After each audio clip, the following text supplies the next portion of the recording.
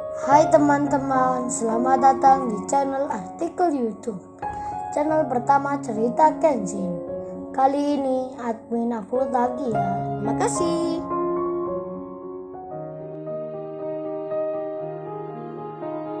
Kisah pemuda kaya, anak bos besar, pemilik 73 perusahaan, yang menjadi cleaning service. Episode 278. Kaori, saat bertemu teman di rumahnya. Sebelum masuk ruang tamu, ia pun diberitahu, Kaori, ada yang mencari kamu itu. Laki-laki sedang menunggu di luar, mengendarai motor tua. Siapa itu Kaori? Kaori lalu membalikan badannya. Ia bicara ke temannya, tunggu bentar ya Deswita, aku tak melihatnya. Kaori melangkah ke depan, berjalan ke arah pintu luar, dan langsung saja dilihatnya. Kenshin lagi duduk memegang handphone. Kaori pun berucap, "Losai, kamu kesini, kok gak telepon dulu nih? Aduh, bawa motor pula, asyik juga, mau kemana ya?" Kaori langsung tersenyum. Kenshin menjawabnya, "Ya ini aku mau mengajak kamu. Mau nggak keluar sekarang?" Kaori menjawabnya, sambil dengan riang. Ia pun berucap, "Ya tentu maulah Sai.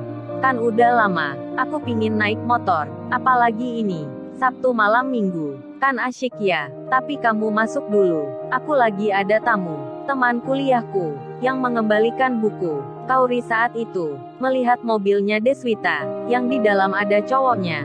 Belum masuk ke rumah, cowoknya Deswita itu pun juga melihat Kaori, yang bersama pria memakai motor butut. Nampak akrab sekali, dengan jalan bersama ke halaman rumah. Lalu Deswita pun melihat, ia bertanya di hati, siapa itu ya? Kok Kaori senang sekali, sampai begitu riang wajahnya. Kemudian Kaori pun mendekat, lalu bicara ke temannya, "Kenalin nih Deswita, cowok gua, namanya Kenshin."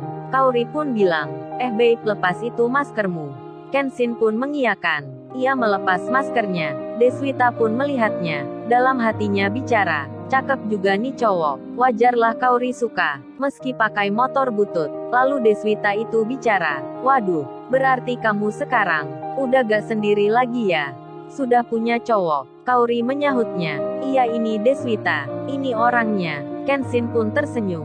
Kemudian Kaori bilang ke temannya, "Oh ya Deswita, cowok kamu nggak diajak masuk ke sini?" Temannya pun menyahut, "Oh itu dia lagi merokok Kaori.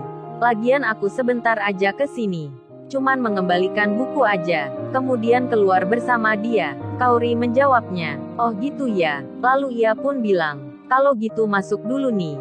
Minum bentar, udah aku siapin dari tadi." Di sela itu Kenshin bicara, "Oh ya Kaori, kalau beli handphone sekarang, apa masih buka tokonya?" Kaori langsung menjawabnya, "Oh ya ya, aku baru ingat, kamu kan cari handphone. Ya masih buka gitu. Entar kita ke mall aja ya. Kan tutupnya jam 10 malam." Deswita mendengar hal itu, sambil melihat handphone yang dipegang cowoknya Kaori, yang terlihat besar, dan seperti udah lama. Deswita pun merasa, kok kasihan banget ya, cowoknya Kaori ini. Udah motornya jadul, handphonenya pun ikut pula. Untung nih penampilannya gak terbawa tempo dulu. Deswita menahan tawa sendiri. Ia merasakan di hati. Di tengah hal itu, dompetnya Kenshin terjatuh, beserta pula kertas berhamburan. Kenshin mengambilnya. Kaori pun demikian. Lalu tak sengaja, Kaori membaca tulisan yang dicetak seperti nota. Kaori pun bertanya, Babe, ini kan tanda dari dealer mobil. Kok tanggalnya sekarang? Waktunya baru saja. Kamu beli mobil baru ya? Ini bukti pembayarannya, atas nama kamu. Beli mobil untuk siapa?" Kenshin menjawabnya, "Oh itu Kaori, ayah yang menyuruh. Ini tadi, aku cuman mengurus aja." "Oh ya, entar naik motor, atau pakai mobil kamu ya?"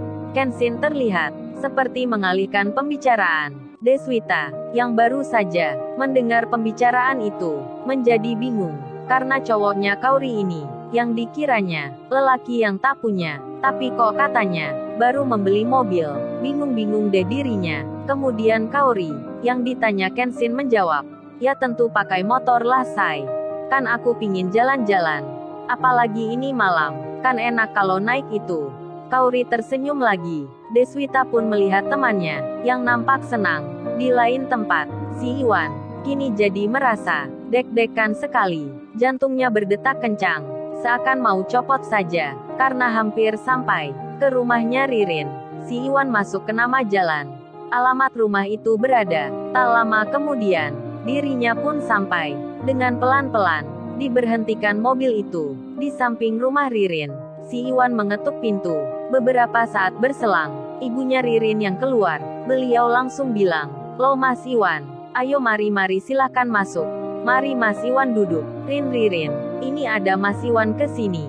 Cepat kamu keluar, ibu tak bikin minuman." Ibunya Ririn tak sempat melihat ke depan, langsung beralih ke belakang. Ririn yang mendengarnya, segera berganti baju, kemudian menemui Iwan. Ia pun menyapa, "Loh Mas Iwan, kok tumben ini?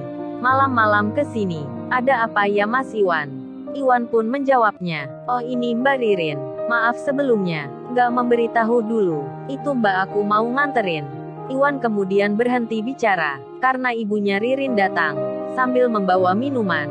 Beliau pun bilang, "Ini Mas Iwan, ayo diminum. Kamu juga Rin, minum yang hangat-hangat, biar gak merasa dingin." Iwan pun lalu bertanya, "Mbak Ririn masih sakit ya?"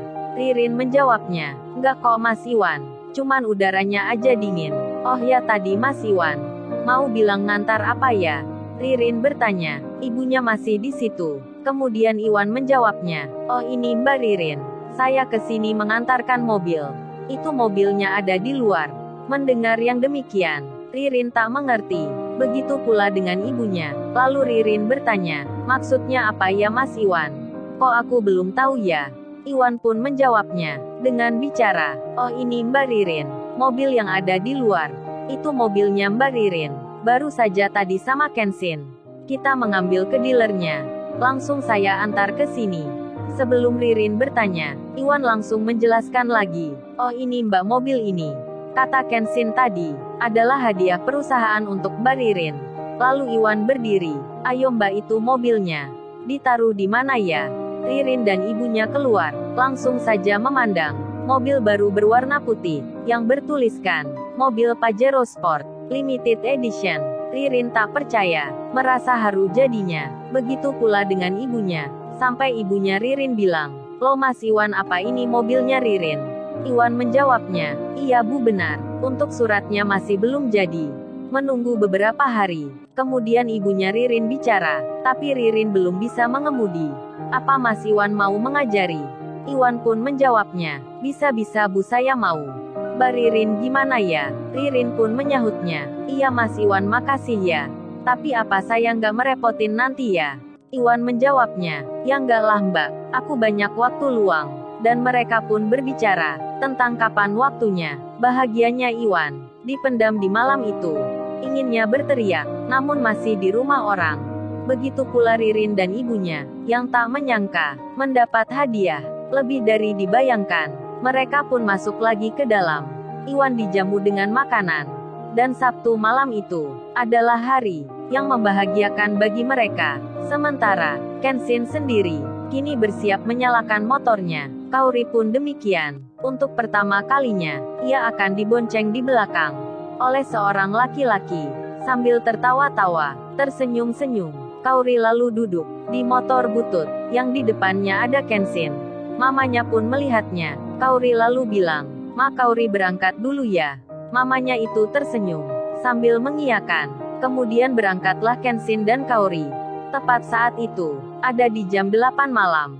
Kurang seperempat menit setelah berada di jalan raya, Kauri tiba-tiba melingkarkan tangannya, berpegangan ke Kensin. Kensin pun kaget rasanya. Lalu, bagaimana kisah selanjutnya? Subscribe channel ini untuk episode berikutnya. Terima kasih.